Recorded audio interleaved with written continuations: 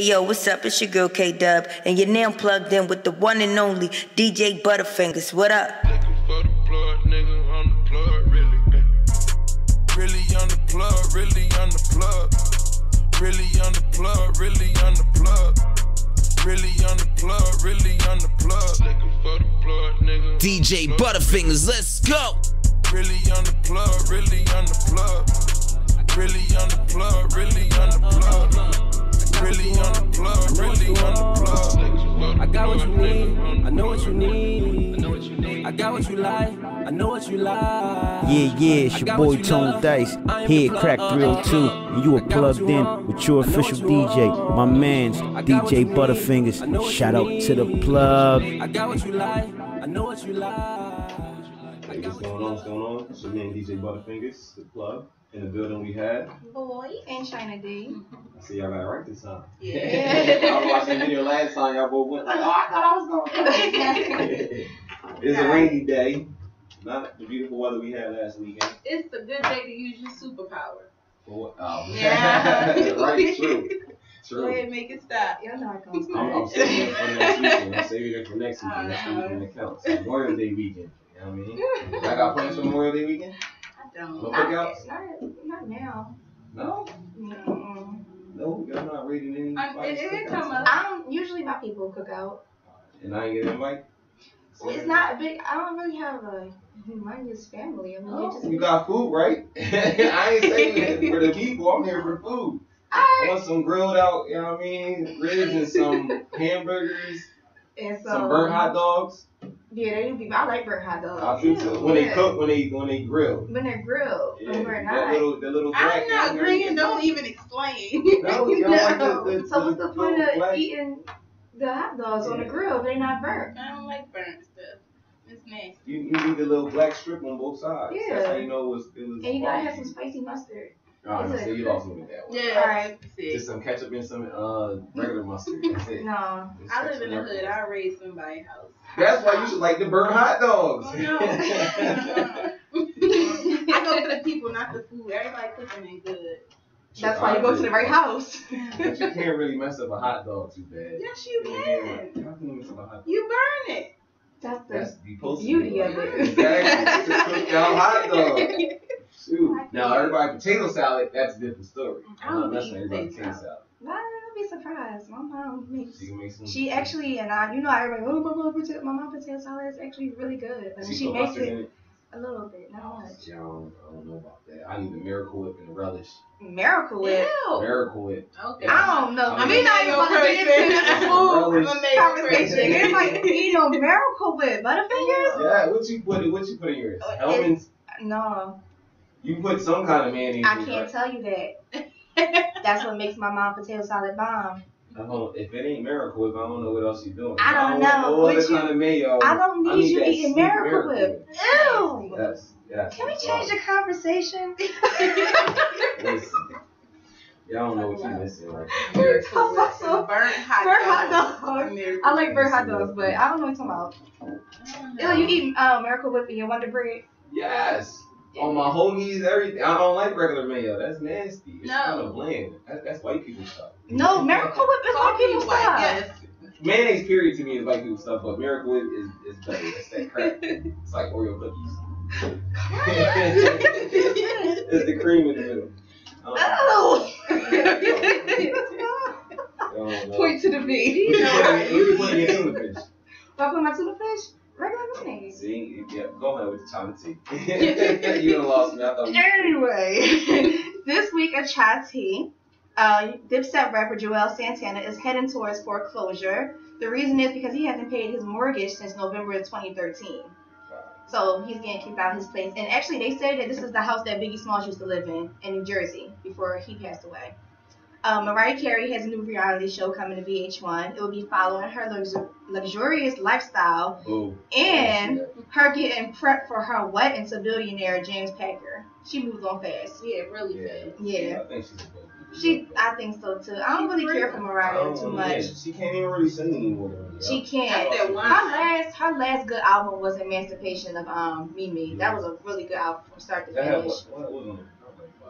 That was Shake It Off and We Belong Together. That was a hit. But that was like 2004. That was a long time. You said Joel Santana? Joel Santana, yeah, he's headed towards foreclosure. So since 2013, he hasn't paid his mortgage. And they let him stay there that long? Yeah. They need a 3-year extension like that. Yeah. I don't know, because that was a regular hood person. They would have been out. Got that yeah. They can't get stuff. Playboy Mansion owner Hugh Hefner has been added to Bill Cosby's sexual assault lawsuit. The reason being is because he introduced Cosby to all the women that Cosby allegedly raped in his mansion in 2008. So he's been added to that claim too. For introducing someone? For introducing them. And it was done, everything said it was done in his house. So he's added, yeah. And I mean, I don't know, y'all might enjoy hearing this. Butterfingers.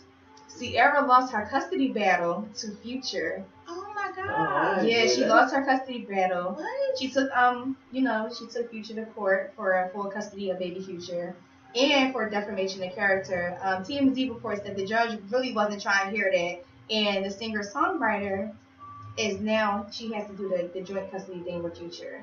I mean, well, but I don't think it's joint custody is not bad. I think he needs both his parents. Yeah, definitely. But I would say he'd be out of right, but she's still the primary parent though, right? Yeah. Okay, all right, but I think she's just trying to get rid of him because she's trying to start her new life with Russell Wilson. Was he there before for the baby? No, that's the only thing. So that's probably why she was doing it.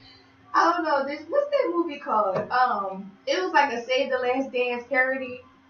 And Shawn Wayans was in it, and I know what you're talking about. And he was like, they said Future came in and was like, I'm here to pick up my son. He picked up the son. He said, hey, baby boy. They said that's how Future is. Song, yeah, right. Yeah. No, I think she should have won full custody. Quality time with my son. All right, I'll be back next week. Oh no, that's horrible. I think she should have won that whole case though. If you wasn't there before. I mean, it's jealousy now. Even though I like Sierra, looking back at it, I feel like it was a little pettiness. Because it's like, all right, not only you trying to get the full, because I think it was the defamation of character. You want to sue him for all these things, trying to put anything against him to get full custody of your son. And it did come off petty, She really ain't had like no. Yeah, I mean, I'm not sure what happened in the courtroom because we wasn't there, but. Well, he petty for not being there for his child. Yeah, absolutely. Exactly. You deserve pettiness. I just think it should have just been custody battle. This is what he's not doing for our kid, blah, blah, blah. It shouldn't have been no defamation of character. He's calling me bees. It shouldn't have been that. I think that's where. I don't know. You know how it goes. You ain't really got to sue nobody for that, though. I wouldn't. All no holds barred. That's typical baby mom, baby daddy drama. So you can't be upset. She knew what she was getting into. Mm-hmm. So the Beehive is at it again. They're going at Chick-fil-A. Chick-fil-A said that their lemonade was fresher than Beyonce's. Now the whole Beehive is boycotting Chick-fil-A. Are you serious? I love Beyonce, but I'll be damned. Right, I'm like, we Chick-fil-A fans. I'll be damned about eating Chick-fil-A no more for no Beyonce. Social media stuff. Like, you can't even make a comment without people taking it seriously. No, like they boycotting it. They over it. There's all these lemons and bees. All that, so that's petty. Congratulations to Lauren London. She's pregnant with her second child from her boyfriend Nipsey Hussle. Also, congratulations to DMX. He's expecting his 13th child with his current girlfriend. I guess we can all agree he needs a vasectomy. Former 13. What you gonna do with 13 kids? And that is a football team. I don't know what he gonna do. Former ATL rapper Lil Scrappy and his girl from B&B from Love and Hip Hop Atlanta, they're newly engaged, but it just sounds like a new storyline for Love and Hip Hop. I don't take that serious. 22-year-old Simone Nicole Marshall, she died in police custody May 10th. I'm not sure what happened. They didn't really dig on that story too much, but I know she left a 3-year-old daughter behind, so they didn't really talk about that too much. But she died. She got pulled over and she died in police custody. No, she's a regular. Yeah. There's a Fast and Furious 8 being made, and director F. Gary Gray, he did Friday and Straight Outta Compton. He's directing this movie, so I'm excited about that because I like him a lot. I don't know though. You don't like F. Gary because you think he do good pictures? It's not like him. I'm just like the best. I think they've been great period already. Mm-hmm. I don't know if it's going to change it up a little bit. You think because he did like hood movies, you think? I mean, it's not even that. It's just I don't know. I gotta see. I've been happy with the fact for them to go on so long is one of the movies like every time it comes out. I'm still happy to go see it because it's a lot that's action packed and I mean the actors are pretty good, Tyrese and Vin Diesel and whatever. So I'm just wondering now. That's the only time I think about it. The only action movie I really be hyped to is it going to change? Yeah, I mean sometimes they be over the top with these stunts and stuff, but that's what you expect. I mean a lot of people are upset because Paul Walker isn't here no longer. But I mean we already knew they was going to do an 8 after he died. I mean we knew this already. But I am excited about F. Gary Gray. Gray directing it. Twin Tamara Murray Housley, she admits to having a sex tape with her husband, Fox News anchor Adam Housley. And you know she's the good girl, so to hear that was surprising. So I just had to report that. I mean, is it going to come out or no? She just said on the real, she just said that she don't enjoy watching porn. She'd rather watch her own. No. So her and her husband got their own home videos. Alright, so I want to see what y'all think about this, right? Some people be like, yo, you weird for this. Do y'all think that the twins look exactly alike? Like, I think one twin looks better than the other. They look alike. They look alike. I can only tell the difference when I'm looking for the mold. That's the only way I know. Yeah. But you gotta understand, they both got their mold removed. Oh, really? See, I never knew that. But they're both attractive. They're identical twins. But Tamara is the cute one. Tia's the sexy twin. I don't know about that. I just know when I used to watch Sister Sister, I'm like, that was the ugly one. That was the cute one. Their facial structure. No, I mean, like, you can tell there's definitely sisters, but if you look at their faces, like, I forget what it is. Like, one face is a little bit narrower or something, whatever, but there was just, like, a subtle difference that made the other one. I don't know. But one of them still got a mole on their chest, too, right? Yeah, that's Tamara. And they both had one on their face. Mm-hmm. Yeah. But they got it removed for cancer reasons when they did the reality show. They were cancerous moles that they got removed before they grew. Well, let me pull mine off my eyes then. They grow back every now and then. They grow back? Yeah, my moles, they come off and grow back. You know how Ice Cube got the little 3 dots right there? No, for real, mine too. Like, I got them. They just be coming up and growing back and run to the family. Comedian Mike Epps, he went and got his high school diploma. Yes, I saw that. So, I mean, and Lloyd too. I mean, that's been some time, but Lloyd went back and got his GED. But people think it's funny. They like laughing at it, and I don't understand what's so funny about it. Accomplishment. It is. And he's still successful. He's still getting money. I mean, he just went back. Lloyd? No, not Lloyd. Oh my God. Lloyd used to be that dude, though, y'all. Used to. And to me, the biggest story of the week is pretty funny to me. You know, they did the Bad Boy reunion tour. They kicked off last night in New York. But Diddy's former boy group members, Day 26 and B5, they were upset. Like, they was really in their feelings. I forgot. Brian from Day 26, that was the one that had the little braids. Yeah. His braids are so little. You know what? I felt him, though. Because some of the other people that was on, there was somebody else that's on that tour that I was like, why are they part of the tour? Oh, even like Prince Montana. He part of the new school of Bad Boy, so why is he on there and not some of the other right. I mean, they weren't relevant. Day 26 had some hits, yo.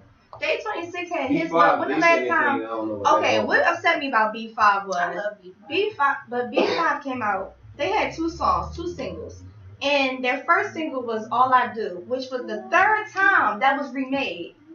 Yeah, I don't know. B5 shouldn't have tried to claim anything. But Day 26, I could see their claim for it. It was like the new 112. It was like for that generation. They was on Bad Boy. They was like, they had some hits. Yo. But you don't really hear much from them. I mean, you don't really hear much from most of them people that's on that label or past. So when I think, I mean, even though I didn't see any videos of French Montana performing. I'm sure he was there, but he was on. I actually got that's part of my my events for the week, whatever. Mm-hmm. So when I was looking at the tickets, whatever, like, he was on there. It's Faith Evans, 112. What's the dude's name? Carl Thomas. Was Carl Thomas there? I don't know if they're gonna do it like maybe a different song, whatever. I got it on here though, but So did they do the hologram? Diddy, Mace, Little Kim, The Lox, 112, Carl Thomas, Faith, Total, French Montana, and some surprise guests, whatever. So that's what I'm saying. But my thing was when I seen French Montana on there, like, He's the newest one, so I can see the Yeah. 26 making that. Yeah. Like, why wouldn't I? I mean, but because he's the newest one and his music is relevant and popping, they gave him a feel. Like, he probably But, all right, like, so when last time you heard anything from 112, Carl Thomas? It don't matter. They're classic. That's classic Bad Boy. So That's you that saying 90s, early Day 2000 Bad Boy. Yeah. Okay. You know, Day 26 was that was a made up group. That was I don't know. Like I said, they had a couple hits. They like, did have hits. I had it. it. Danny Kane. Yeah, I love Danny cool, Kane, yeah. but it just that's no. No. The show did well without him. They did well without him. But that's this week's chai tea. Hope I quenched your thirst. All right, so before I get into this event thing, I want to talk about something real quick. Yo, it's a lot of people dying right now, especially in schools. Y'all heard about the other girls that just, no, that's the little boy Wilmington, whatever, got shot. It was the same school too? Yeah. Like, yeah, something's going on. It right wasn't. there, you know? It ain't had nothing to do with the girl that got killed. No, did it? I don't think it had nothing to do with her. I think, from what I heard it was gang related, whatever, maybe, or something like that. But I heard the boy wasn't part of the gang or whatever. I think it was like the initiation type thing, whatever. They had to go shoot somebody, but yeah, like, yo, we need to stand up and do something. Like, Wilmington is real crazy right now. I don't know what's going on over there. A lot of people dying. We had the girls just die from the prom in the car accident. Yes, and then It's a girl not cried. That was so sad. Yeah. And I was trying to think. I mean, it's sad, period. But I was just trying to think.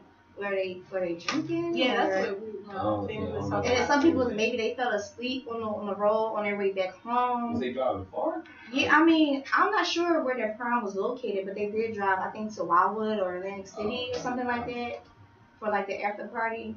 But another thing is they were only 16, the girls. So I mean that's prom age, right? 16, I mean, they 17. might have been Yeah. senior, maybe. Maybe. I mean, yeah. They were young. That was sad though. That definitely was sad. So, first of all, I just want to send condolences to all the families out there, whatever. Tell people to stand up. Hopefully for this gang stuff, like, yo, I don't want to say nothing about no gang stuff. That's y'all with the whole brotherhood stuff. Like, I'm not knocking that. But as far as the initiation and killing somebody, like, that is the dumbest thing, especially if you're killing your own people. What type of initiation is that? That makes no sense at all to me. Why would you want to kill another black man to get into another, you know, like a gang or, you know, some type of brotherhood, whatever. So, yeah, y'all just need to think, man. I mean, if y'all want to come together, fellowship, all that, I have no problem with that. But y'all got to think about the stuff that y'all doing. And some of it just doesn't make sense. Especially all the people talking about Black Lives Matter. Like, it's kind of contradictory, whatever. But Definitely. yeah. So with that, man, rest in peace to all the people that passed away. You know what I mean? We're going to get into the events. Every Tuesday, there is a poetry open mic. It's called Tuesday is the New Friday Poetry Open Mic. It's 7 to 9. It's at Poets Art Gallery, 4032 Girard Ave, Philadelphia, PA. Only a $5 cover. We have actually going on today. I will be DJing this event. It's the Creative Minds Bowling Party and Showcase. It's from 8 to 1. It's a little far out there, so if y'all listen to y'all people in Oxford, PA, y'all around that area, it's like the country, straight cows and buggies out there. You know what I mean? But I go wherever the money takes me, so yeah. But if y'all want to come out there, it's a good family event. You know what I mean? It's 1800 Baltimore Pike. Again, that's in Oxford, PA. It's about an hour away from Philly. So like I said, it's a family-friendly event. There's bowling specials for groups, and there's performances from several upcoming artists that will be there tonight. Next weekend, we have our Memorial Day weekend party. The day party that will be at His and Hers Hookah Lounge, 216 South Street, Philadelphia, PA. It's from 6 to 10. Free admission until 10 p.m. Half off happy hours from 7 to 9. And then we have the after party for Ladies Night with my man DJ Proud from 10 to 4. We have Drake and Future, the Summer 16 tour coming up. August 21st, 2016. Starts at 7 p.m. It's at the Wells Fargo Center in Philadelphia. Tickets start at $50 and they are available right now on WellsFargoCenterPhilly.com. We have Freeway at the TLA June 18th. That starts at 8 p.m. Theater Living Arts is 334 South Street, Philadelphia, PA. Tickets start at $20 and those tickets are available at LiveNation.com. And then when we were just talking about the Bad Boy Reunion Tour, that will be out here in Philly at the Wells Fargo Center as well on September 23rd. Oh, that's the day for my birthday. That's lit. The day before your birthday? Yeah. Are you trying to go to that? Yes, definitely. Keisha, if you listening, we there. Yeah, so like I said, it's going to put on the bill. They have Diddy, Mace, Lil Kim, The Lox, 112, Carl Thomas, Faith, Total, French Montana, and more. I'm going. Tickets are on sale now. They start at $40, and you can get them on WellsFargoCenterPhilly.com. For our industry artist highlights today, yo, I got a new song from T.I. featuring Marsha Ambrosius. Really? This song, and pun intended, but it really is dope. That's the name of it. The song is called Dope. It's produced by Dr. Dre. I've been playing this joint all week, and his and hers. Like, this joint is definitely dope. So it's a, I don't know, it's a good beat, good vibe. Of course, Marsha Ambrosius, like, I'm definitely a fan of hers. So Yeah. I like this song. T.I. I'm a fan of his as well. So yeah, definitely make sure y'all check out this song, Dope. We got a new song from OT Genesis called Push It. Let's see how this goes. What? Oh, his OT. Yeah. It's usual. You know what I mean? It sound like his last joint. Cut it. Like, yeah, it's like something. Whatever. Our independent artist highlights for this week. We got a new song from a guy named Aseni. His song is titled Fam. And then we got another independent artist. He goes by the name of Re-Ill. His song is called They Doubted Me. So once again, that's T.I. featuring Marsha Ambrosius with Dope, OT Genesis with Push It, Aseni with Fam, and Re-Ill with They Doubted Me. Stay plugged in. We'll be right back. Let's go.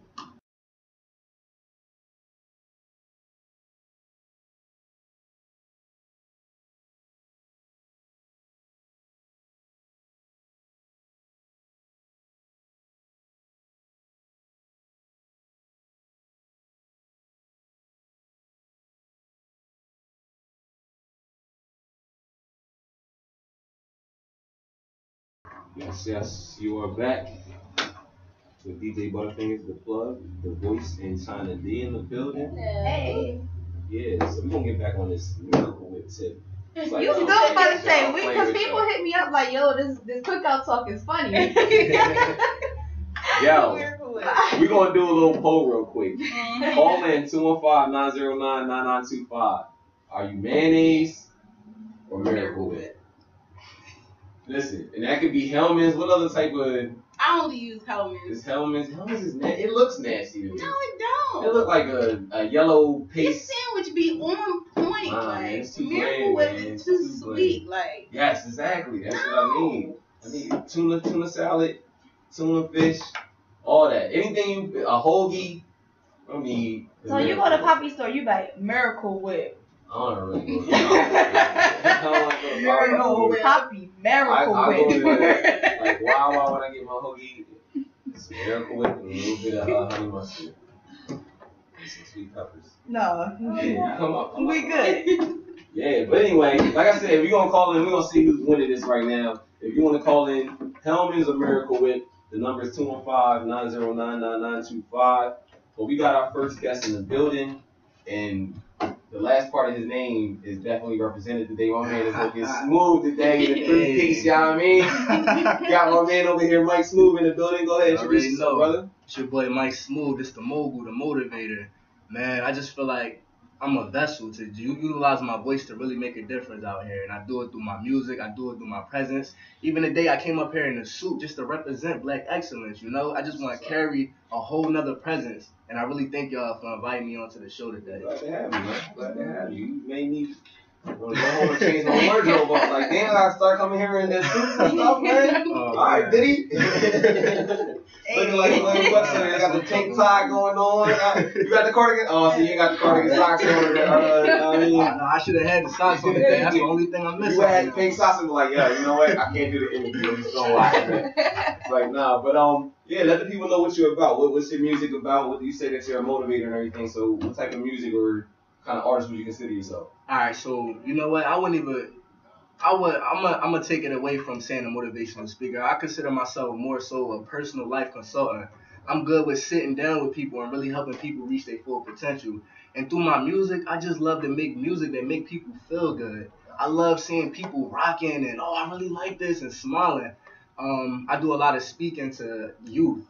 And one of the things I realized was, you can sit down, you could talk to the youth, but when you rap to them, when you put a message inside like a musical thing and get them moving, they listen to you on a different level.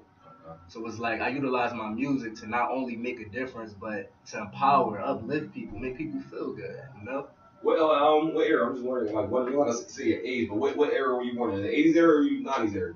90s. 90s? Okay. 90s. All right, because, yeah, I mean, a lot of cats coming up now, most are trying to hop on the wave of the music nowadays. Yeah. So you don't find too much conscious music. People still trying to put the message in the music. It's turn up, turn up, turn up, love, love, love. Like that's everybody. You know what I mean?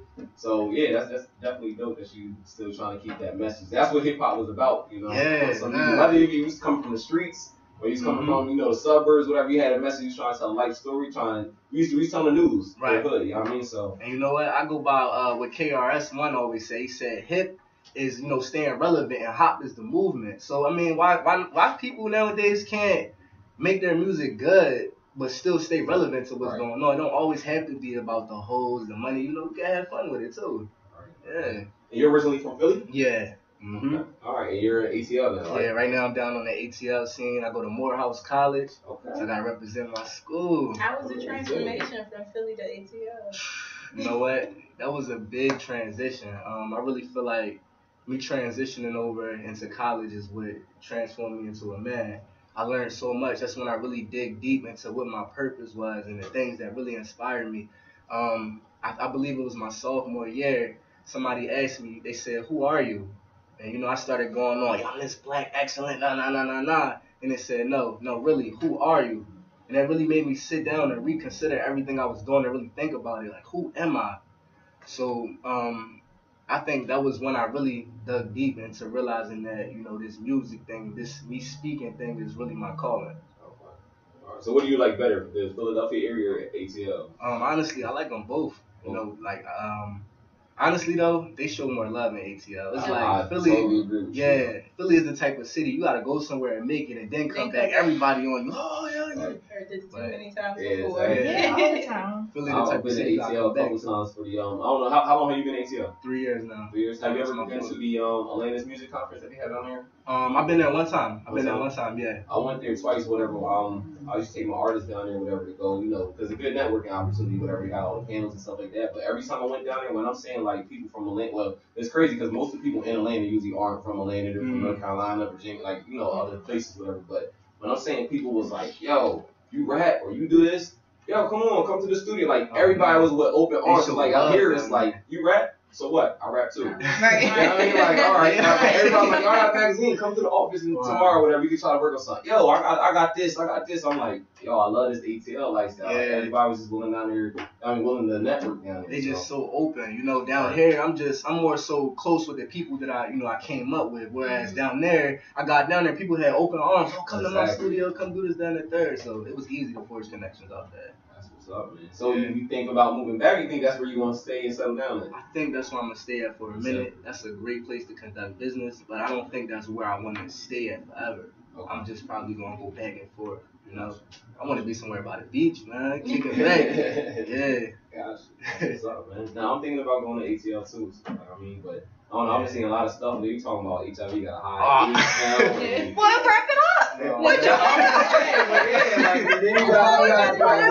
the whole sexual stuff down there and all that. You got Kid That Miracle went to your stove. We got our trainees in Philly. No milkshake. I don't bring no milkshake. I got Miracle with it. Nasty. That means just sweet ladies. Not tasty like helmet. I drink a lot of water. Come clean. Anyway, yeah. So we bugging out. This dude is wild. Yeah, drink. We said it with the Miracle Jello first, yo. That's what we do, yo. We have a good time on the fucking show, man. So how long have you been rapping? Man, I've been rapping. I can't even tell you when. I've been writing rhymes when I was little, like 8 years old. I'm talking. And it's like, I can't even go back to date. It just feel like this has always been a part of me. I remember coming up listening to Biggie and like, oh man, Nas, those were my biggest two inspirations when it comes to the rap scene. So you always been on a conscious tip, or like was this time, like when you first started, you was like, oh, I'm gonna try to sound like the next rapper, and then you finally like got it, or was you always on that, I want to put a message in my music? You know what? It was always more so putting messages in my music, you know, telling stories. Right now, I'm starting to open more up with my creativity and just expand my boundaries. You know, I can make any type of music now. But if I had to pick a particular type, I love to just tell messages and people can listen to and they can actually visualize it inside of their head. What am I talking about? Like that's always what I want to give off in my music. All right. So right now, like, what is your goal with the music? Are you trying to get signed? Are you just looking to keep inspiring people and just do it independent? Or what is your main goal? I love this question. You wanna know what I wanna do? I want my name to go up when they talk about Jay-Z, when they talk about Diddy. I want to get to the point where I can provide a platform to bring other artists up.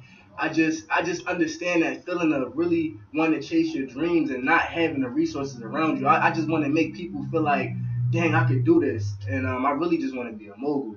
So I want to transition over into the media, film production. I'm also certified to edit and film videos. I want to transition over. Be up here. That's what we need. Man. But like, I really just want to transition into mogul status and like keep on producing music. You know, get on my Diddy tip. So you produce as well? Yeah, well, I'm actually getting into that now. I'm producing beats and stuff now. I bought my little beat machine. It's a rap. Oh man, they shouldn't have gave me that. That's it now. So what is your message? You know, you come back to Philly. What is your message to the young guys out here? You know, maybe wanting to go off to college but not believing in themselves, and they don't have the the inspiration. What would you tell them? Okay, so that's crazy because I actually just put up a Snapchat about that a couple days ago. And every time I come home, I see a lot of recklessness, and I see a lot of young dudes who don't really have a vision. And I realize the reason why a lot of them like that is because they never had any type of direction, or they never had somebody show them this is the direction and route that you can go. Honestly, my only goal is to provide exposure and to show the youth that, you know, there's more possibilities out here for you to do whatever you put your mind to. And honestly, everybody's capable to do something great. They just need that exposure to it. And that's the only thing. Man, you're so well spoken. Trying to be kind of quiet today, huh? Come on, ask me some questions. What's going on, man? Looking kind of smitty over here. Come on, man. Just want to know, if you had the opportunity to change something about the music industry, what would it be? The fakeness. You know, I really want to bring that authenticity back, man. I just feel like nowadays everybody is being what they're not. And you know what? I took the time to really study the game. I'm not just an average artist. I actually know, what's going on. And I realized a lot of people step on the scene. They flexing, but they really getting along by these record labels. A lot of that money and stuff they showing off is not their money. Right. I just want to bring it back to them days. You know, like J. Cole, Kendrick, they talking about what's going on and what's relevant. That's what hip hop is, you know? I just want that authenticity and the realness to be here. So with the change in the music industry right now, especially with the labels not doing the artist development, would you look forward to getting signed still, or would you continue to, be independent and try to do everything by yourself? You know what? I actually probably would want to take the Diddy route. Diddy got to the point where somebody was willing to invest in him. He already created that brand, and once he had that brand established, somebody said, here's so-and-so amount. And then he got to the point where he was able to stand on his 2 feet. Same thing with T.I. T.I. did the same thing, hustle again. So I would want to continue to push this my Smoove brand and maybe get some distribution. Oh, we want to invest in you, bam. Bring some other artists, bam. There go my label right there. And would you bring back the artist development even if the money wasn't? Yeah, because that's very important. That's artist development, because honestly, a lot of artists, they have the potential. There's only a lot of one-hit wonders because they don't really know game. They don't know what's up. They haven't been developed. They haven't built that solid foundation to keep them going. So that's what's really missing in the game. They take a little bit of their money and think they got the world.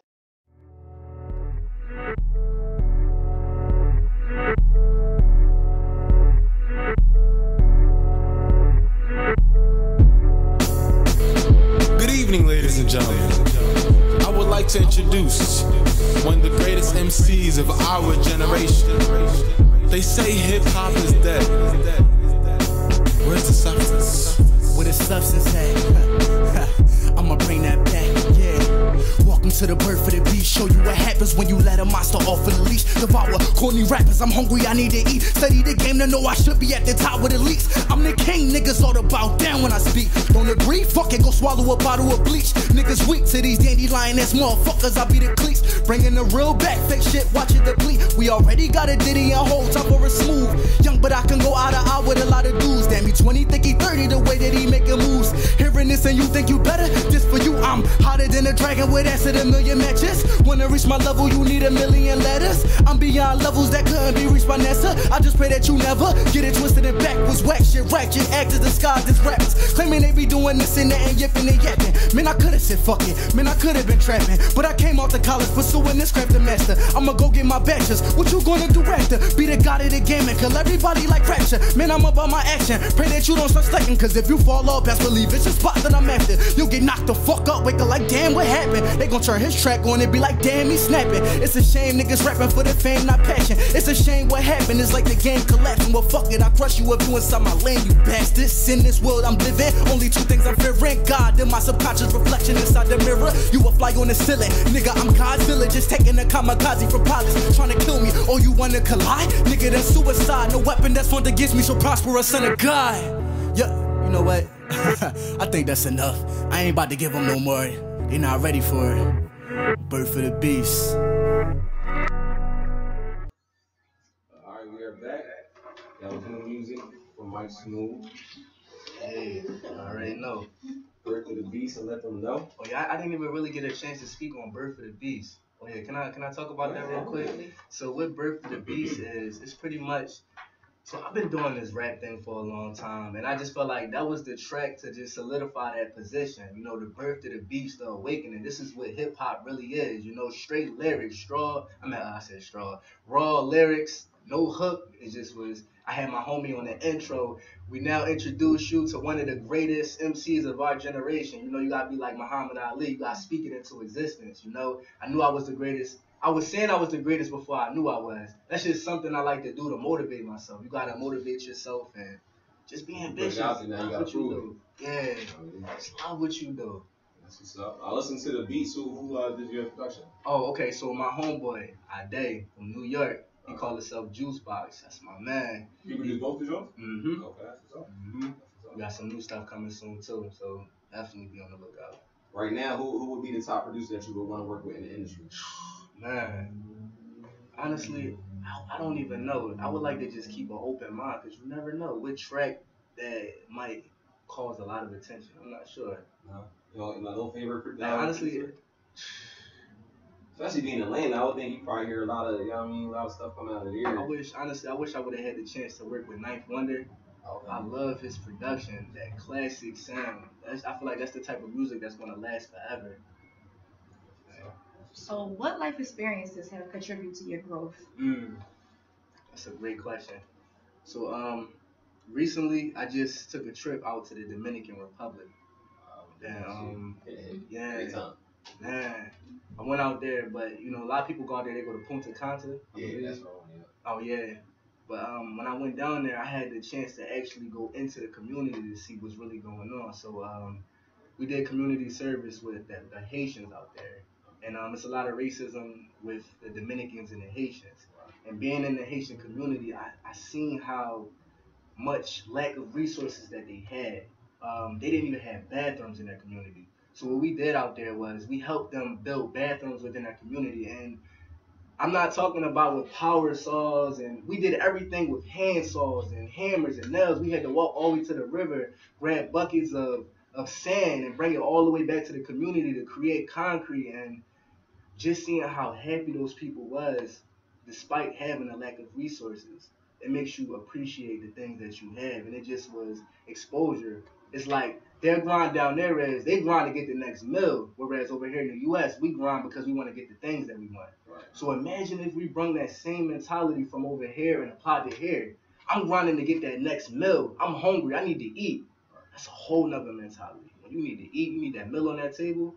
So that was just like really life-changing for me. How long were you over there? I was over there for about a week, some change. Yeah. First time over yourself? First time I was over in Puerto Plata. And it got brushed up on my Spanish. Yeah,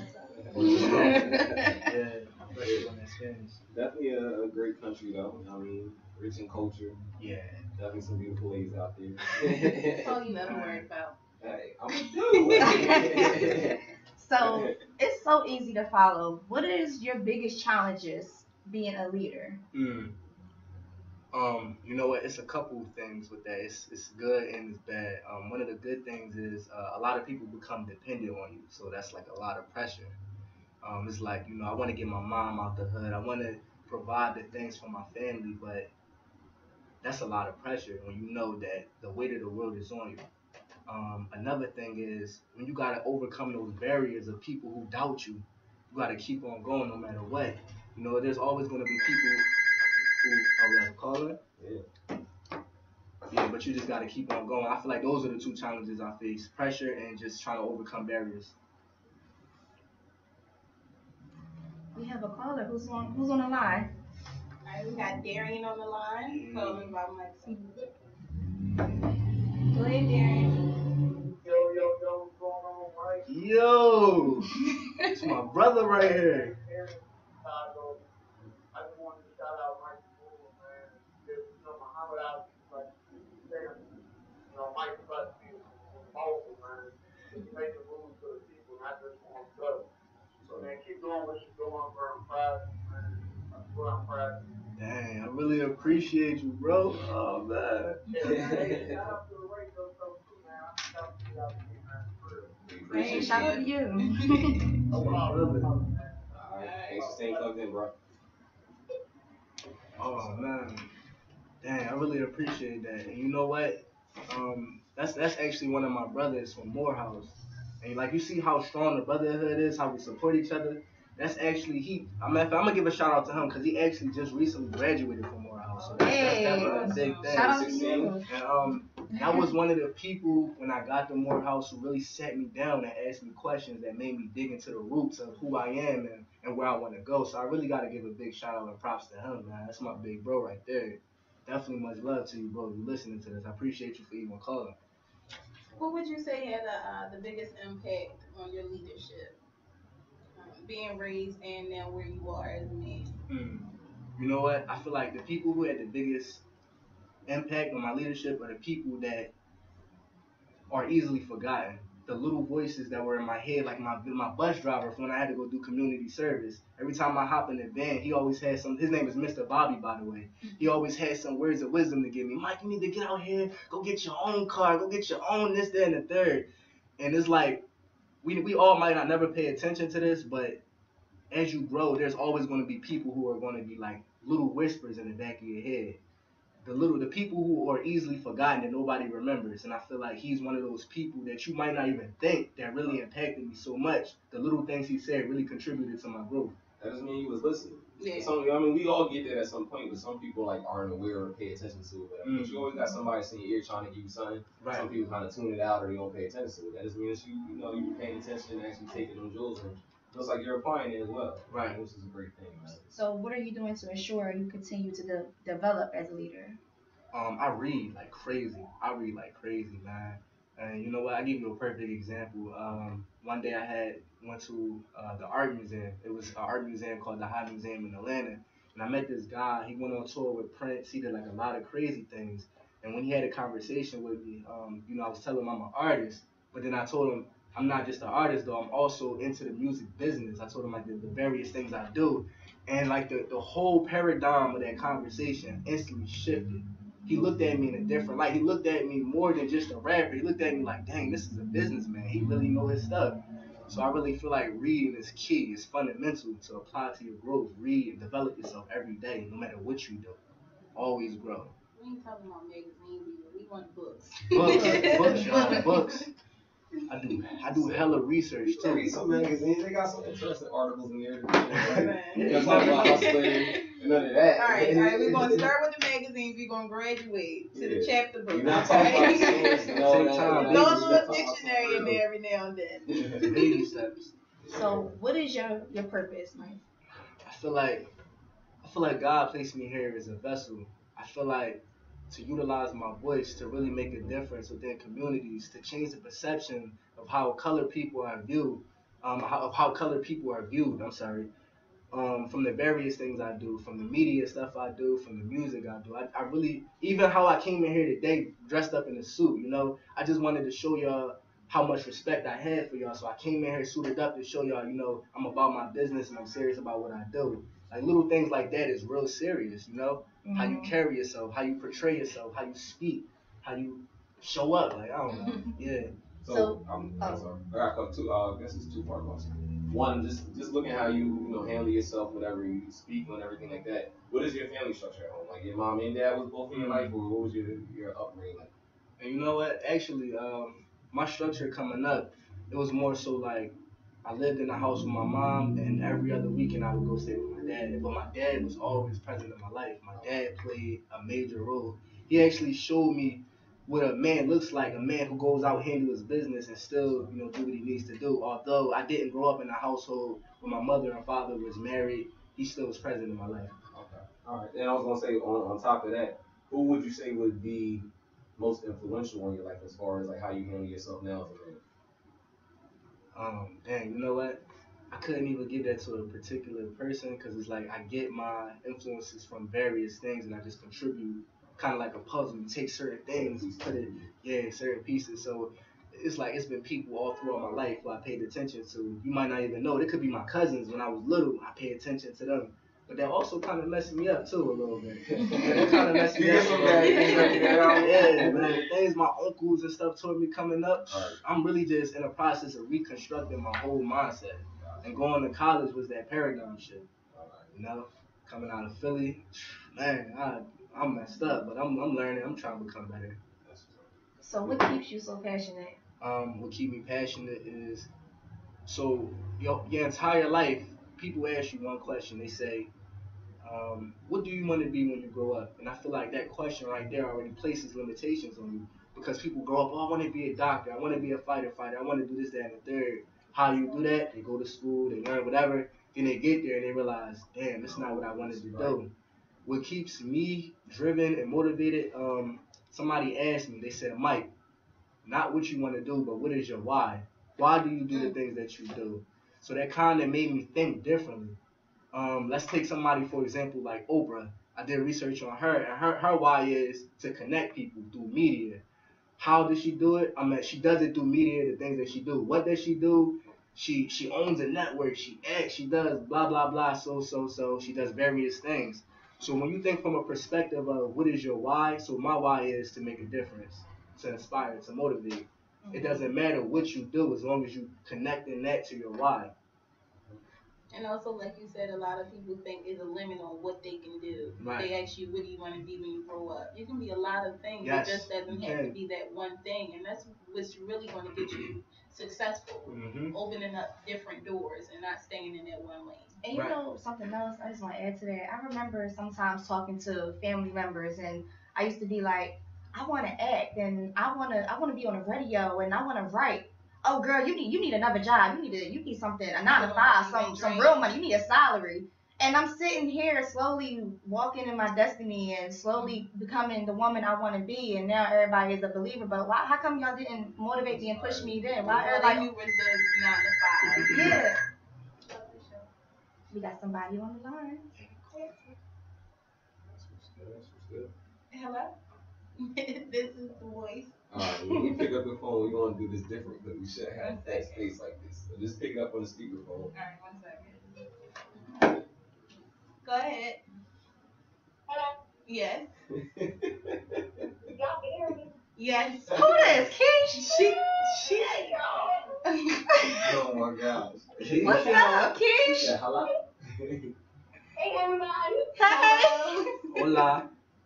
¿Cómo estás? Just to say, you are something awesome. Like, well, I say you there on time anyway, but I'm just calling to get this spot on. Oh my gosh, thank you. Thank you. I'm calling to give a shout out and just say keep up the good work. Billy is definitely rooting for you. Well, I'm definitely rooting for you, and you are truly an inspiration not only to young people but just to everybody. Anybody that's trying to do something or anybody that's, trying to make a move and follow their dreams and stuff. You truly are an inspiration. And I love you. Appreciate that. Oh my gosh, I love you too, girl. Alright, thank you being plugged in. Alright, so it looks like you got a good listen right there. Hey, shout out to Keish. That's what's up. So what would you say right now is your biggest accomplishment? You know what? My biggest accomplishment was figuring out what it is that I wanted to do. It might not be all the accolades and all that. I think it's the simple things that really matter, that we don't pay attention to. So the sooner I figured out what it is that I wanted to do, the sooner I could just start executing and moving in my purpose. So what would you say is your most memorable moment as far as since you've been a rapper? What's something that like happened to you like, wow, this is kind of surreal? Oh my goodness. Okay, all right, I got this one. All right, so who would have knew? Little old email from Regent Street, Philadelphia. Okay, so first, we dropped a video for Morehouse called Morehouse, man, and that thing went viral. Who would have knew utilizing my talent would open up so many different doors? The president of Morehouse called me. I want you to come to my office to come talk to me. We had interviews with Rolling Out Magazine, and you know, also being like a great speaker, I've also had the opportunity to speak in front of thousands. I was a pillar for Morehouse's NSO, that's New Student Orientation, where all the new students came in and all their parents came in, and I had the opportunity to speak in front of all of them. And that was just like, wow, I never been in front of that many people in my life. So that was mind blowing. So what would you say was one of your worst memories or hardest struggles trying to go after what you wanted in this industry? Really trying to find consistent people to keep supporting. Preach. You know, Hey. it's really hard to, like, you know what you want to do. And that's really a good question, because there's a couple of things. I can tell you from the life struggle point of view, from the music point of view. You want to give us all your background. So it's as far as other people too to know to keep on going, because obviously it hasn't stopped you. So okay, so all right, so you know what, I'm gonna start off with something simple, but it ended up becoming like one of the biggest life lessons of my life. So my sophomore year in college had to be one of my hardest, the struggles of my life. That's when I really transitioned into a man. That was my first time moving off campus into my apartment. You know, I had so many goals. I wanted to get a car. Man, I had like mice in my apartment. We had like 9 mice. We caught in one night. So I just want to let y'all know, because I'm about to go to big heights, but I want to know, like, I'm in a struggle too, just like anybody else. But man, people broke in our house. Somebody stole my PS3, man. Hey, I used to play 2K all the time, man. That's gone. Stole that. So I had got this job at a dealership. I was a customer service ambassador. I worked with a lot of customers and stuff like that. Every morning, 5 o'clock in the morning, this is before I even had a mattress, I was sleeping on my floor. I would get up, hop on the train. It took me about an hour and some change to get to work every day. So I was walking back and forth every day. Then eventually I invested into a bike to get me back and forth. So I was riding my bike. One day I hopped off the train. Somebody stole the damn bike seat off of my bike. So like over time, because what my goal was, I was plotting to get a car. I was working hard because I really wanted a car. Plus I was already going through the struggles within my apartment. So that didn't stop me. You know, I still kept going. You know, I went back to catching the train and walking every day. And then the tire on my bike got messed up. So once the tire on my bike got messed up, that just kind of pushed. I feel like God will put obstacles in your way to like cause you to move forward. So I lied to y'all not. When my tire got messed up, it had to be like a week later. I pulled up to my apartment. I had my roommate come outside, my brand new car. Worked hard. I was putting the pressure on my dad. Come on, Dad, be my co-signer. I got this. I got it. I had to reassure my peoples that I'm going to pay for it. You know, y'all don't got to worry about nothing. And then, you know, after all the struggles that we went through our apartment, we ended up getting a new crib. I feel like when the person broke in the second time, I felt like that was more so like a warning. Y'all got to get out of here. And once that happened, that forced me to have to push myself to the next level. So me and my roommate, we got our stuff, we got up, and we left. And ever since then, it's like everything has just been elevated slowly, one step at a time. So some advice for all of y'all out there listening: when you come across things in life, don't take it as, you know, everything is bad, because it might be an unexpected blessing that's coming for you. It might be God's way of showing you that it's time to push to the next level. And because you're so comfortable with the things that's going on, you just drifting. Come on now. You just drifting. So sometimes you gotta do what you gotta do. You hear this boy? Let's go. I'm getting smitten over here.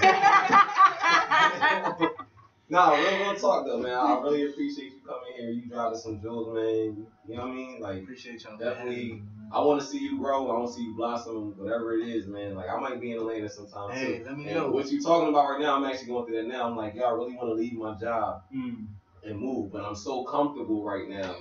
You know what I mean? And I'm like, if I get laid off, I'll do it. Because then I had nothing to hold me back. But right now, it's like, I make good money. Yeah. I can make my own schedule. Why leave? And that's something I've been so afraid of. Just, you know, I'm working. What if it don't work? Yeah, like I'm working bullshit jobs right now, thinking I'm working on my dreams, because I'm qualified, more than qualified to get a good job and make, you know, crazy money, but I don't want to get stuck. because then you start getting comfortable. Right. And you start getting content. And I don't want to be content. I don't want to be comfortable, you know? So that's why I'm sitting here like, all right. Security. Yeah, you know, taking that risk. So it's so important too to have a good support system, and I have that. So I'm lucky. Sometimes, like, it's okay to take risks because you never know what might come for you next. God just might be saying, I'm waiting for you to do this because I already got the thing waiting for you. You just gotta take that risk. Take that yeah. Walk out on water, yo. That's the biggest thing. I face that all the time.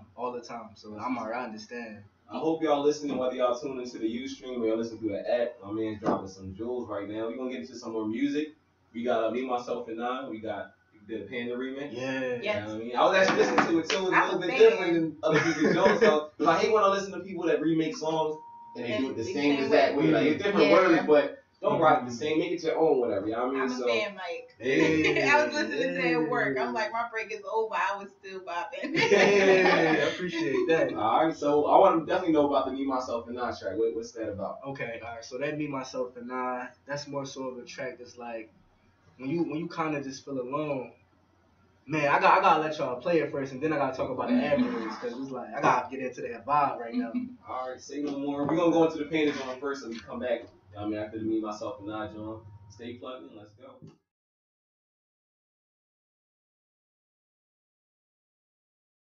You are now listening to the hottest producer with the hottest beats on the net. Menace.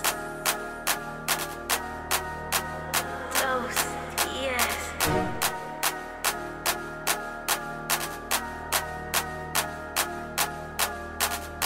Worth dying for, worth killing for, worth going to hell for. No. My Smoove.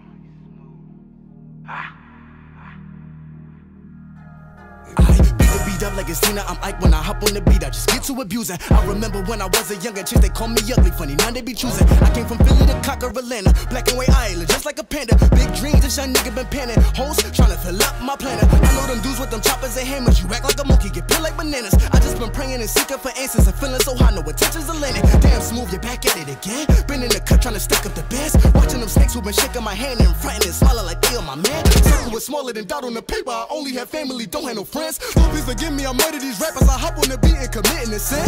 If you ain't know that, my Smoove is the greatest. Eliminate haters, accumulate paper. All you whack rappers, please do me big favor. If you a ass rapper, then go get your weight up. Life is a gamble surrounded by jokers. I can move in a room full of vultures. I've been grinding both the ends and noches, giving hope to hopeless, trying to keep the focus. Dudes be rapping, they be lame and bogus. I'm the realest nigga, ain't no hocus pocus. Moving forward, man, I'm never folding. All my brothers dying, trying to shift the culture. Flow is ridiculous, no ain't no pity. And my Smoove the illest, I'm sick like chlamydia. Fuck you, you idiots, damn Mike, you're killing it. I'ma keep going till I get them billions.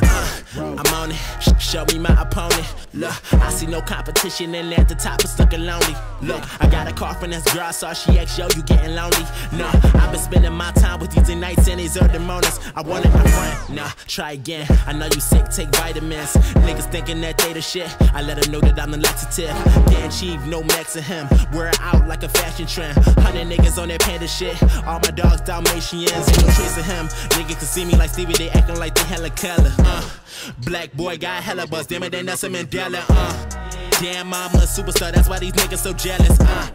When it burn out like the sun, they're gon' die cold together. This don't take no effort, boy, gonna do better than software like Hope. Boy, you Dr. Pepper, that's black like Wesley, that's what type of leather could tell you you couldn't pronounce all the letters. Man, I don't talk about it, and if you say you bout it, then be about it. Cause I'm on my grind, and yeah, I'm trying to see more comments than English counselor in less than a year. I'ma be ahead of everybody, break bread off with everybody, eating noodles, I ain't talking rhyme, I'm on the Panda shit, you call me Yao Ming. Top down while the weather's cloudy, Leah playing in the back, we're shouting that Panda shit. Pavarotti with the money. See no heavyweight. Once a jump man to a bunny. 23 karat gold with the cape. Call me out, nigga, I answer. My gorilla be splitting your nana. Don't call me Bob the Builder, but I'm still packing that hammer. Young glamour nigga getting pampered by an old bitch that ride slow. Black pussy with old money and pink lips like Mike. Go off the wall with this hydro. White it out like typo. She say to me, young daddy, please come put it down my throat. Sip, don't let it drip, just take it in. Your skeleton, I skin a bitch bitch, Corella bitch. My black and white so arrogant. My money talk so eloquent. My presence is the precedent. Stay current with my currency. Accruing all these presidents. I see decadent on my embezzlement. I see my metal, I'm rocking the element. Give me my Cochrane, I never be settling. All of your wishing, my nigga, I'm living it. This new sense, this newness, this new kid. Best believe I'm shooting up, cause I'm doper than them Houstons. Pimp shit. Pimp shit. Pimp shit.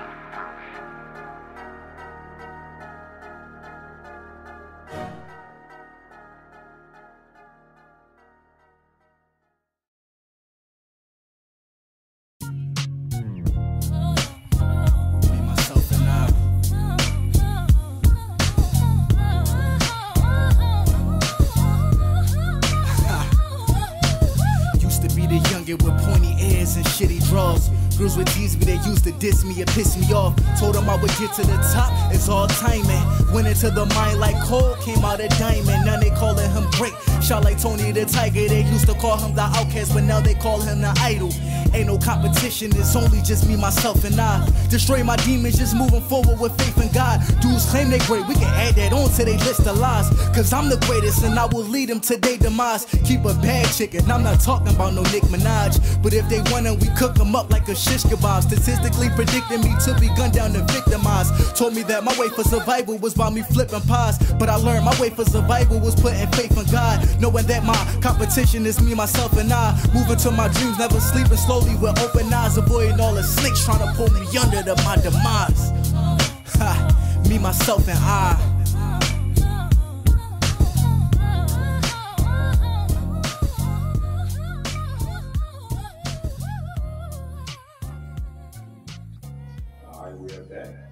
That was new music. Smoove. He did the Panda remix. And he did the Me, Myself, and I, John. So you said you wanted to tell us about that. Oh yeah, so alright, so first of all, I gotta give a shout out to my homeboy Cairo from Philly and my boy Oliver Twist. They also was on the track. Oliver Twist was the one who actually approached me. He said, Mike, I want you on this track. So we put that together. We actually got the video for that dropping on Monday, y'all. So stay tuned in. If you don't got me on IG, Dr_Smoove, so I can make sure y'all up with everything that's going on. Another thing, Me, Myself, and I. So pretty much that was a track just talking about my upcoming from Philly. You know, the things I experienced. You know, used to be the younger with pointy ears and shitty drugs. That's what I used to be. I used to get teased because my ears was pointy. And like, don't forget the shitty drugs. Like, I gotta keep it real. I mean, I used to be the little shitty drug young boy. I'm not even gonna lie. I mean, now look at me now, transformation, right? You gotta have lights on you. But like, he's young.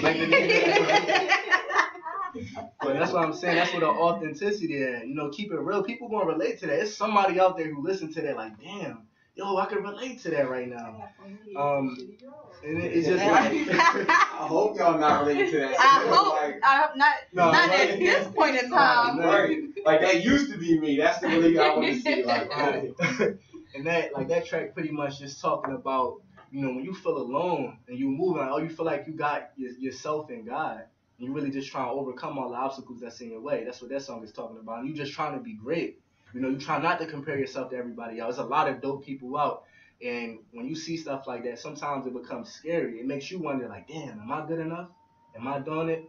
But no matter what, just keep on going no matter what you do. You never know. You never know.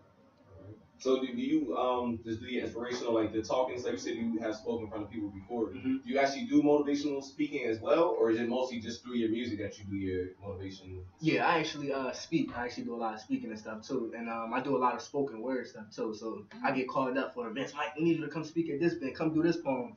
I got poems about Black excellence, and I just like to use my voice as, you know, that outlet. You know, whether I'm rapping, whether I'm speaking, whether I'm doing the spoken word. Do you have any upcoming speaking engagements? Right now I'm just I'm on pause right now because I came back to Philly. This is my little break. Once I get down ATL, I got video shoots that we gotta do. I'm in the process of really pushing my brand to the next level. So this is the summer of execution. Just really trying to make everything happen. You know, things have been moving, but it's really time to elevate to greater heights. You said you go to Morehouse, right? Yes, sir. What do you want to make here? Cinema, television, and emerging media studies. Yeah, so I come down to Atlanta, we need to hook up, bro. You know what I mean? Down there, do bro. some big things. Let's get it. You already know. Let's go. Yeah. And oh, was it you gonna ask me? I was going like, get back into the music. Being a lyricist, you have any challenges writing? You know what? The only challenge, no, matter of fact, because I study music so much, I look at artists like Young Thug, and despite the bad, there's a lot of good in him too. And one of the things I realized about artists like him is he's somebody who utilizes his voice as an instrument. So how I try to take my creativity to the next level is I try finding ways to not only be lyrical, but to utilize my voice as an instrument. Drake is a perfect example of somebody who does that. So I wouldn't say that I have complications with writing my music. It's more so trying to find perfect sounds that fit in with the beats and just, abusing the beat. Like I said on Panda, hop on the beat and hop on the piano, get to abusing. We always gotta get into the Drake talk. So they say that he has his ghostwriters. Right. Are you a believer in? I mean, you're an amazing rapper. You write your own music, but would you have somebody else write for you? Do you find any harm in that? Being a lyricist, being a hip hop artist. Okay, so it's a difference between having somebody write your lyrics for you and having somebody assist you. So Beyonce, well, she's a singer, but I don't know if I can use her as an example. But she's somebody, if you ever look at her credits, she has a lot of different creative people who puts input into her music. I found out on that Lemonade album, she had over 100 writers and producers. But look how successful it was. Sometimes you need different inputs to take your creativity to the next level. Because sometimes what you might say can't appeal to everybody. I might need that country singer who can add that country vibe in so I can appeal to them country people. And so I'm not opposed to allowing people to stick some creativity into my creativity. But I don't want nobody writing full songs for me and stuff. I feel like that would just take away from what I do. Yeah. How hard would you say it is right now to do what you do as far as conscious hip hop as opposed to the music that's out now? Like how difficult does that make it for you to do your music? And because I used to do the same type of stuff, like conscious music, whatever. But I got kind of frustrated because I'm like, you got a few people that's underground that still respect it and listen to it. Everybody now wants to hear the Future, they want to hear the Panda Joan, all that, whatever. And I'm like, I refuse to conform and change to that, whatever. So I kind of got uninspired. That's why I got into DJing. But what keeps you going? And how hard do you think it is to keep, like, do you get unmotivated sometimes when you're like, I don't want to do this music no more? Because, it's not getting that widespread appeal that this commercial music is that it's getting right now, whatever. Right. And you know what? Sometimes that kind of does take away my motivation because I do like to be conscious. But I always just think back to that KRS-One quote on what hip-hop is, just the hip is staying relevant to what's going on, and hop is the movement of actually doing it. So it's like, that's why I would like to get to the point where I can provide that platform to bring other artists on, because maybe they might have something that I don't have that can appeal to the people. But I think I'm going to always try to like stick into my lane of being creative, I'm not really into the trap stuff, but I like the J. Cole's and the Kendricks. Like, they still remain themselves despite what's going on. I would rather, instead of going into that lane, I would rather look for ways to be more creative instead of, I'm about to just start rapping trap stuff. So like, it's no conforming for you either then? No conforming. That's what's up, man. We need more people like you in the industry right now, man. There's a lot of people, they'll easily try to mimic the next person that's, popping right now, and that's how they get on, what I mean? So they don't last long. Yeah, exactly. They definitely don't last long. What would you say right now is the missing element out of hip hop? You know what? The missing element, substance. Substance. Yeah, everybody just get on the beat. You don't even know what they're saying. The beat is hot. You might just get the money straight to the producer. We don't know what you're talking about, buddy. So, so that's the only thing, man. Why people can't? I feel like it's easy to rap about bitches, money, stuff like that. Why can't people make positive music that you can still dance to? Like, what if they made a song about black excellence and you could still rock to? Like, damn, it sound hot. Well, see, I want to correct you on that a little bit. People still make that music. Yeah. It just doesn't get the shine that it doesn't. That's the crazy thing. We have talked about this probably, you heard me say this a couple times. I think, truthfully, the government is behind it a little bit. They want that music that's on the radio that's going to keep us down, it's going to keep us fighting, it's going to keep us in poverty, all that too. So I think that plays a part in it. But also, as well, we play a part in it as well. Requesting the songs on the radio, supporting our new artists. You know what I mean? Like, we play a part in that because truthfully, the radio don't play what we want to hear. Right. Yeah. Right now, it's backwards where the radio plays what the industry wants them to play. We hear it so much that we're going to keep requesting it. Yeah, now you know it's embedded into us. We're like, yo, I want that Future. I want that Panda or whatever. But so let me ask you a question. You know, that's actually great. I did a lot of research on that topic too. So was there ever a song that at first y'all heard on the radio y'all didn't like, but as time go on, y'all kept hearing it over and over? Right? About everything that's on the radio right now. Everything. So you know what I found out? I found out that labels actually pay inside people in the radio stations to keep certain tracks on the air. Yeah. And like when people consistently hearing it, eventually I like that. Yeah. You know what I mean? So I agree with you 100% on that. Yeah, I agree with that. Definitely been a lot of songs. Like I would catch myself singing it like, oh, what the hell? You know what song? You know what song? That song too. About a week ago. For a while, it just become catchy to you. It's this song out right now. I don't know who the artist is. It plays here. He be like, such and such. Dancing to my such and such. I love my such and such. You ain't heard that song yet? I'm listening to such and such. I'm a bad boy. Like, why do I know that song? Such and such. I thought you didn't know the word. No, the song is called such and such. When I heard somebody singing, I'm like, well, did she not know the words? And then I heard, no, like when you listen to it, you're filling in the blanks. He's like, I'm a bad boy. Like I'm such and such. Like Diddy. Something. Like I'm like it's a terrible song, but it's in my head. That's crazy. Oh man, I know exactly what song y'all talking about. I never heard. I honestly, and it's crazy as a DJ, I don't really listen to the radio like that, but I really try not to.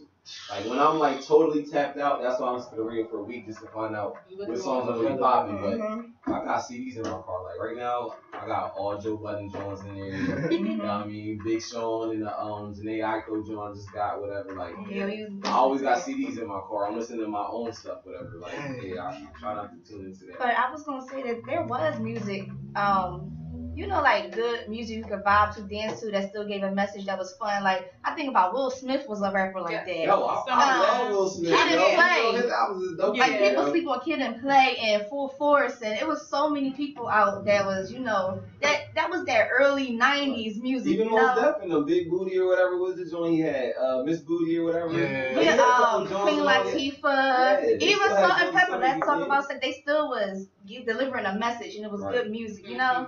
And it's just crazy. We lost all substance. Like it's if you can't play it in the strip club, ain't right. Yeah. Everything you gotta turn up to. You can't just vibe out. Yeah. That's all she be doing. Like, if I can't do that, what you said to me last week, if I can't do it, if I can't, what was not cool? What these was we talking about? I forget too. I forget the movie. I don't know. Something, yeah, yo, that's crazy now. We always dancing. And that stuff is stupid, but I mean, we brainwashed. Right. We do it for every song. It's crazy. That's what works right now.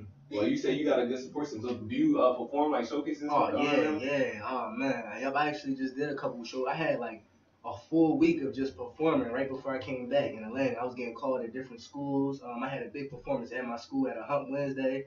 We performed Panda. They showed a lot of love for that. That was pretty dope. So I like to ask artists this too, since you said you perform. Like some artists, I find this is like three artists to me. You got the artist that is great recording and writing. You got the artist that's not really great at writing, but they got great performance.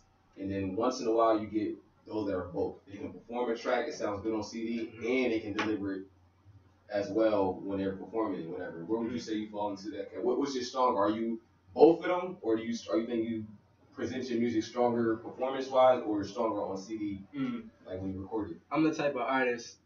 The music that sounds good on CDs, I get you to listen to that on the CD. The music that sounds good performing, I'm performing the music that sounds good.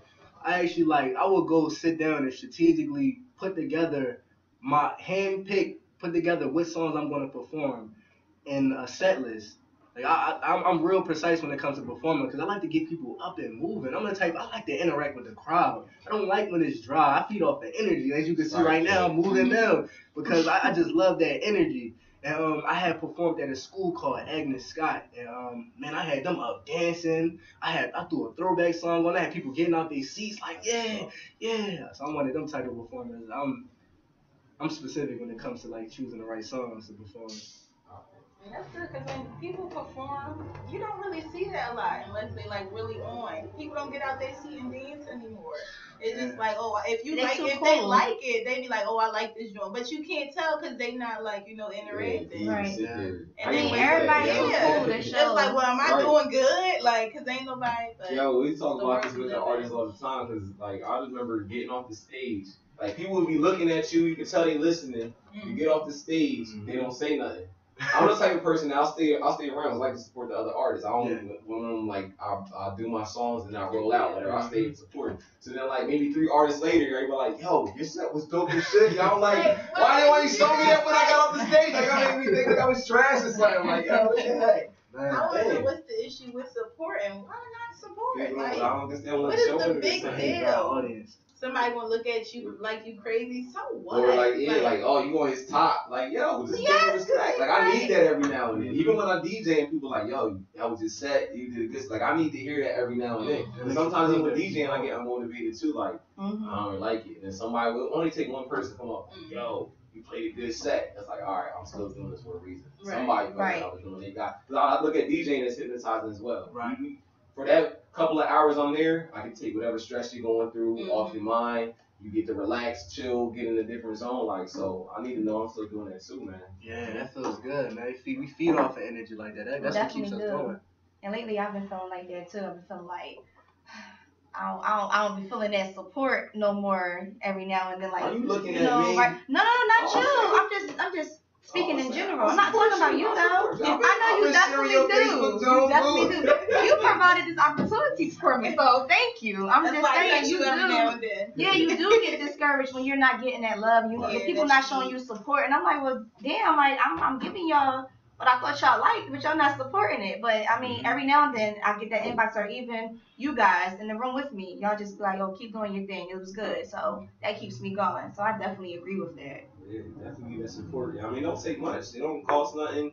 All you gotta do is just tell somebody like, yo, you're doing a great job. I see what you're doing. Like that's all it takes sometimes to keep somebody going. Right. I mean, it don't take much, man. What's up with Isaiah Lee? He's not coming, or I have no clue where he is. No. Well, you know what? I don't even care. Mike Smoove is in the building. Yay. Dropping the jewels on him. I definitely appreciate how you talking, man. You know what I mean? You inspire me. Like, yeah, I'm ready to move to Atlanta now. He's ready to go. Wait a minute. Slow your roll. I'm saying. Somebody else said they could might go to Atlanta too. We might as well migrate, you know what I mean? We're going to make a move. I mean, we a team. Yeah, it's like, we're going to see. But I don't know. Truthfully, I definitely like to take a trip down there and see you perform. I mean, maybe we could do something. We talking about going to New York, August? In August. Yeah. I mean, maybe we could do something in Atlanta too. Go down there for a weekend. Like, I wouldn't mind doing that. Yeah. Nice. You know what I mean? Well, I'm looking forward to going there. Maybe in July sometime. So maybe we can. Birthday month. Hey. It's your birthday month. Hey. Yeah. I'm gonna be in Panama this year though. Hey, I'm going to Panama for a week. It's gonna be fun. He ain't invite nobody A else. couple things. You said what? I said you ain't invite nobody else. I'm bad. I was looking for somebody. He's doing his thing. It's cool. Yeah, but yeah, that's crazy. So, Mike, what's the best song you think you created so far? The song that isn't out yet. Cause I don't know. I just feel like it's a constant growing process. Like even if you go on my SoundCloud, you listen to my old stuff compared to my new stuff now, you'll see the growth and improvement. I have no idea of where I'm going. A lot of times I might wake up 4 o'clock in the morning, inspiration hits. The best song is the song I haven't created yet. Right. What's one of your songs that you love to perform? You get like the reaction, or you just feel like every time I go in here, like I'm confident with this going. Nobody can tell me nothing about it. So I got a throwback I be doing.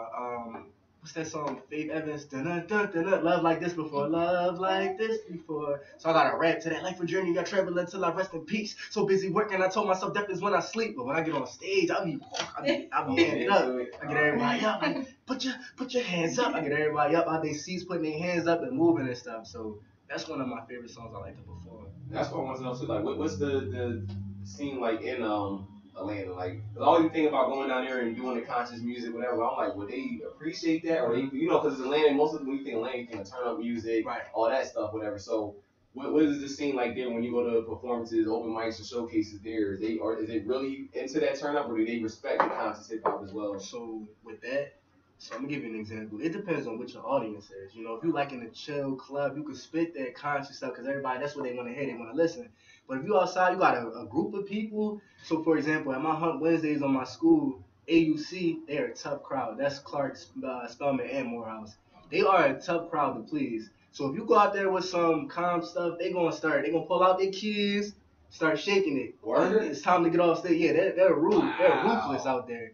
So it's like, if you're gonna do something conscious, you gotta mix it with something that's popping. You gotta have that beat that's gonna get them moving, because they wanna move. They'll listen to what you're saying, but if you can make them move and you can say some stuff at the same time, they'll give you love and respect. Wow, that's crazy. You said they pull the keys out. Yeah, they'll pull the keys out. I've seen it before. I'm like, yo, they got to do that to me. Man, that would have hurt my feelings. Damn, like, stop. Nah, I ain't stopping. But yeah, they pull their keys out. They do it at homecoming. Artists who really on the come up, you know, doing their thing, huge following, pull out their keys. If they don't like you, get off stage. They did it to celebrities. Who they do it to? B.O.B. pulled out their keys. Yo, B.O.B. is dope, but then I like you just said, they want the music that can make you move. Because sometimes, he do got to come through like that, but I think he was performing some ratchet stuff at that time, though. He had girls coming up on stage, shaking their ass and stuff. But like I said, it just depends. You gotta go with the vibe.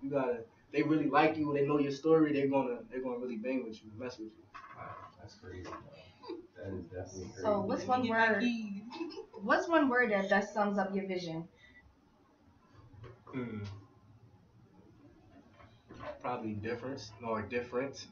I'm gonna say different, but the reason why I say different is because I feel like coming up, we constructed to go a specific direction. We constructed to only go this way. And because of that, we're not really exposed to the things that's different. I want to be that thing that's different, which will lead to inspiring and motivating people. So, for example, growing up, some of my influences were the dudes on the corner until I was exposed to something different. So what if I'm that something that's different to these young dudes out here doing a lot of reckless stuff? They look at me, damn, I can have that. They see me pull up in a nice car, damn, I can have that. And I actually show them, look, this is what you can do. I feel like that'll open up a lot of minds and shift a lot of paradigms. Man, he is continuously just like somebody wants you right, brother. I want to say something, but I don't want China D to kill me. Just gonna say, whoever it is out there, you got a good dude. I definitely support you. Know what I mean, glad to have you on the show, man. I don't say that about everybody, yo. Appreciate it. I mean, I'm definitely glad to have you here. I mean, we're gonna play this song since Mr. Isaiah Lee is not in the building. You know what I mean? I don't know what happened to people. And I gave him the address, so I don't know. Can't say none of the doing that the other dude said. I definitely hit him up. Man, it's almost 2 o'clock. Yeah, it's over. He ain't getting no show time. The time flew. Time definitely flew. I didn't even keep the time. We that good. Okay, y'all. Oh, no. Alright, so I got a new joint from Ty Dolla $ign called Wavy. Whatever, I'm gonna play that real quick. We're gonna come back with my Smoove, find out where you can reach him at, where you can follow him at. And yeah, we're gonna get out of here. Let's go.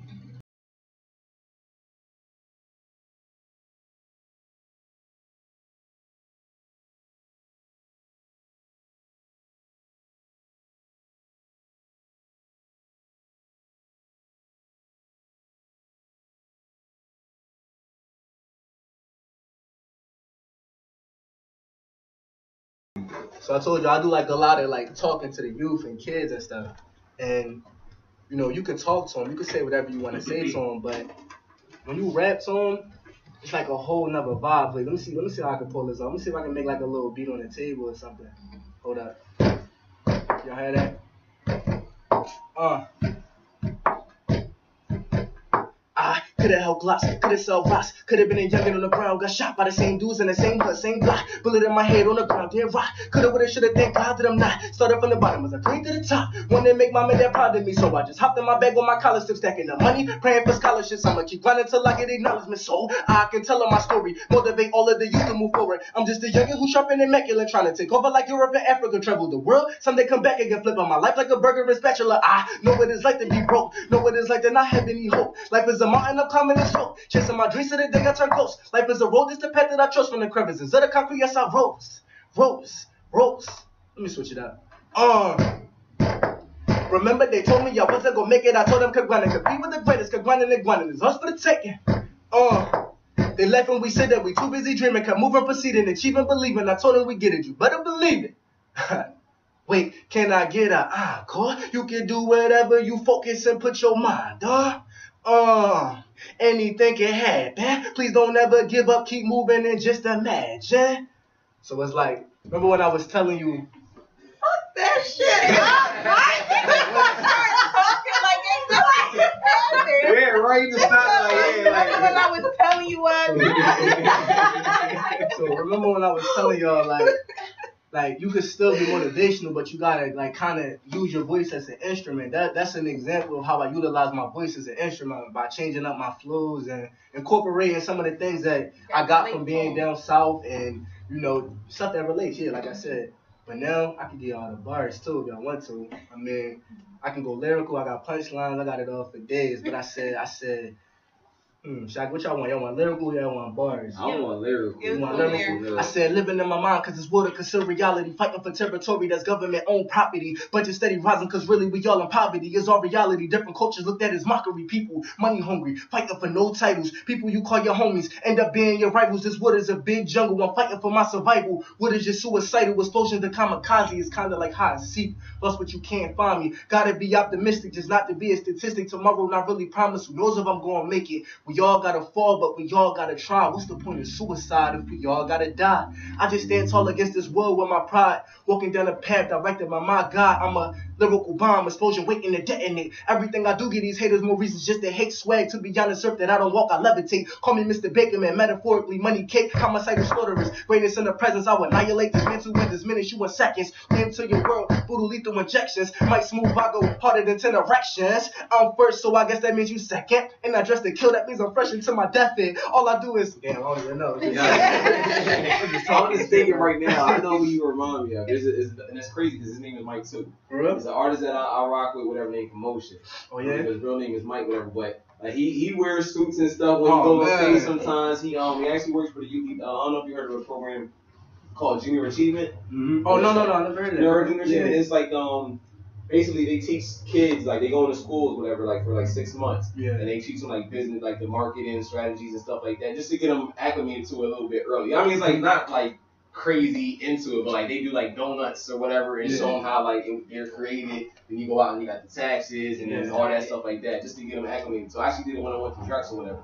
But yeah, I'm just thinking of like the first time I met him, I actually met him at the Philly music conference out here, whatever. He was in a suit and everything. He did the same thing, like, yeah, I do a little conscious rant. Like he's real humble and stuff. He's like, all right, you want to hear something? And he did it, he did a little joke and rap. I'm like, yo, you dope as hell. I mean, but yeah, shout out to Commotion, man. I mean, I take off, but nah, yo, I want to see you do something. I want to come out to a show. You gotta let me know when you got a show out there. I'm gonna try to come back sometime in the summer. You know what I mean? Definitely. Let the people know where can they find you at. Hey, so look, man, it's a lot of things that's about to happen, yo. So I'm really gonna need y'all to tune in. So as of right now, I want y'all to stay tuned into my Instagram, Dr_Smoove. That's DOCTOR_Smoove SMOOVE. As of right now, I got a website that's coming. My YouTube page is under construction. So I just want y'all to tune into my IG page so y'all can, keep up with everything else, because I constantly post up the new social media stuff on there. Also, y'all heard the Panda song. We have a video dropping to that this Monday, y'all. So be on the lookout. Like I said, go to my IG page, Dr_Smoove. That's DOCTOR_SMOOVE. Oh yeah, I'm on SoundCloud too, y'all. Go on SoundCloud, Mike Smoove, and I'm gonna pop right up. Yeah. You got any album about to come out? Yeah, right now I'm actually working on a project, which is Birth to the Beast. And that was the song Birth to the Beast. That was actually my intro track to that project. So it's kind of crazy because now I'm a little skeptical about dropping the project, because I see how society is when you drop projects now. They're not really listening. They're looking for the hits and stuff. So I'm still contemplating whether I should drop that or make some hits, build up more and then drop a project on them, So I'm really just devising a whole marketing strategy. Oh yeah, one more thing that's coming out, similar to the Morehouse, man. We got another video that we about to shoot. We got a remix to Formation by Beyonce. We doing a whole big video shoot for that. It's about to be big, from taking shots in jail cells on cotton fields. I really want y'all to look out for that. I think that's really going to be the next video to go viral, and that's going to be called Black Excellence. And I think that's going to go big. We got a major production behind that. But it's a lot of things. I want to see that joint. I'm surprised nobody, even like another female, whatever, doing any remix. Everybody hopped on the Panda joint, like why nobody, or even work. Mm-hmm. I mean, those would be singles too, whatever. I remember back in the day, it used to be fun, like something like the girls would put out a song. Mm-hmm. You gotta remember like in response to each other, whatever, and all that cheapskates and all that. Like, I remember when they used to do that. It used to be fun back in the day, but I don't know, people don't seem to do that anymore, man. So I got 5 random questions for you. If I'm trying to think of 2 more. Dang, 5 random questions. We got 5 minutes left. Yeah. Hopefully this is not Isaiah Lee coming in 5 minutes. You won't stay outside. Late. All right. First one, Marvel or DC? Oh man, I had to go with Marvel on that one. All right. See, I know I like you. All right, let's keep going. Batman or Superman? Superman. Batman is a genius, but Superman is my man. You lost. Superman is my man. We gonna come back to that. Barbecue or ketchup? Damn, man, these questions really messing my head up. What? Yo, listen, we had all the questions and everything else, yo. What the hell? I'm gonna have to go with ketchup on that one. Because when I'm in a barbecue, then it's barbecue time. But when I'm just like chilling and ketchup. Like you better catch up. What's the dude? That's my bad. What's the dude that's running against Hillary right now? Don't say Trump. No, hell. Bernie. Bernie or Hillary? Bernie. All right. Hillary Bernie. And damn, what was the last one I just said?